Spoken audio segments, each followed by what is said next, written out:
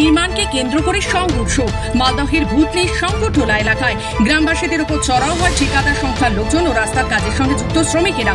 ঘটনায় দুজনকে মারধর করার পাশাপাশি দোকানে ভাঙচুরও করা হয়, বাড়িতে ইট পাটকেলও ছোড়া হয়। ঘটনাকে কেন্দ্র করে ব্যাপক উত্তেজনা ছড়িয়ে পড়ে গোটা এলাকা জুড়ে।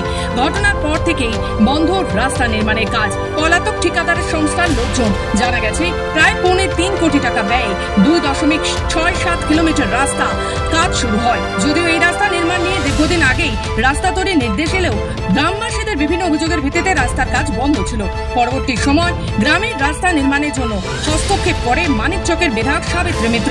এরপরই ওই রাস্তার কাজ শুরু হয়। বুধবার গ্রামের মানুষ যে ঠিকাদার রাস্তা তৈরির কাজ পেয়েছিলেন তাকে বলে, যেভাবে রাস্তা তৈরি হচ্ছে তাতে রাস্তায় বিভিন্ন জায়গায় জল জমে যাবে, আর সেই জল জমলে অল্প সময় ভেঙে যাবে রাস্তা। যাতে রাস্তায় জল না জমে তারই প্রতিবাদ করেছিলেন গ্রামের বাসিন্দারা।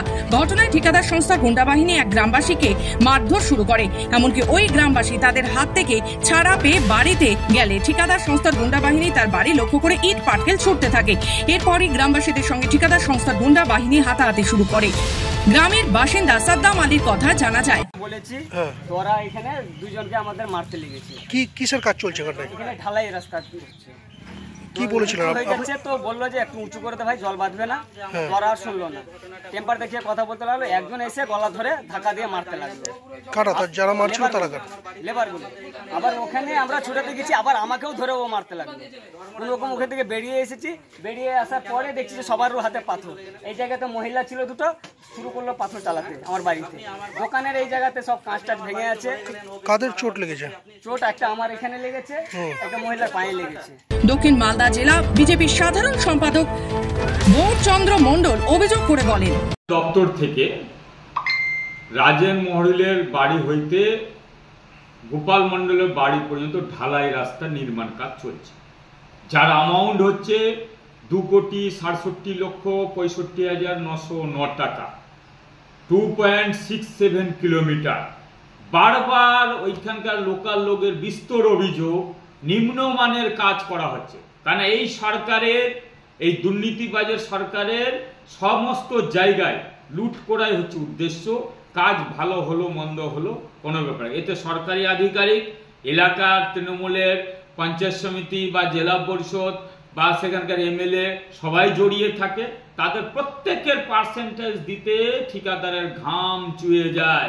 ইভেন কি মন্ত্রীকে পার্সেন্টেজ দিতে হয় ওই দপ্তরে, উত্তরবঙ্গ উন্নয়ন দপ্তরে। বলে কাজ তো ওটা তো চুরি কোথা থেকে করবে? রাস্তা নিম্নমানের করে 7 ইঞ্চি ঢালাই, সেখানে 4 ইঞ্চি করবে। সঠিকভাবে পাথর, বালি, সিমেন্ট ব্যবহার করবে না। আর গ্রামের লোক তো অভিযোগ করলে তাদের মারধর করা হয়, পুলিশের অভিযোগ করা হয়। যদি সঠিক অভিযোগ হয় তাহলে তার তদন্ত করে ব্যবস্থা নেওয়া উচিত। এই ঘটনার পূর্ণাঙ্গ তদন্ত করে উপযুক্ত ব্যবস্থা গ্রহণ করার কথা জানান মালদহ জেলা তৃণমূল সহ সভাপতি শুভময় বসু। দেখুন, এইমাত্র এই ঘটনাটা আমরা শুনলাম। কি হয়েছে, কেন হয়েছে আমাদের কাছে এখন পরিষ্কার নয়। তবে পশ্চিমবঙ্গ সরকার কাজের মানের সঙ্গে কোনো সময় আপোষ করে না। কাজের মান যে এজেন্সি পেয়েছে না কেন তাকে কাজের মান ঠিক রাখতে হবে।